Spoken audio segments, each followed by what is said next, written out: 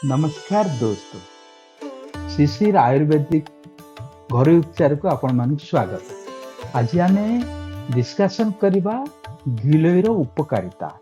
गिलोई लता कौन कौन कार्य आमर दैनंदिन रे आसे।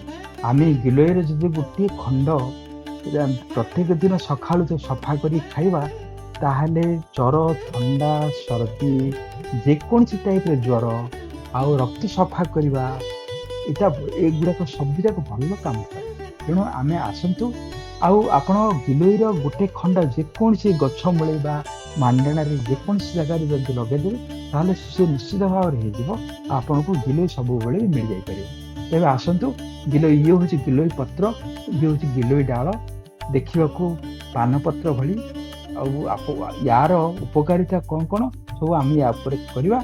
बर्तमान आम केमती खाइबा हुए ताकू बतेबा।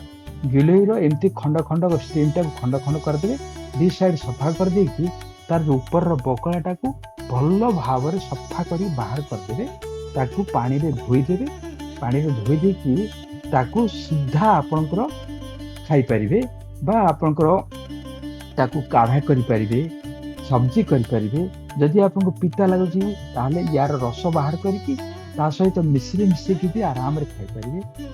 इटा खाइबा द्वारा आपनकर रक्त सफा हो जाए आउ इम्यूनिटी पावर भी बढ़ी जाए। जेकोसी ठंडा एबे ठंडा सीजन टा ठंडा खास सर्दी ए सब जाक हबनी। तेणु आपण गोटे खंड दिन प्रत्येक दिन गिलोई खातु, आपण सुस्थ रुहतु। जय जगन्नाथ। रहिले नमस्ते।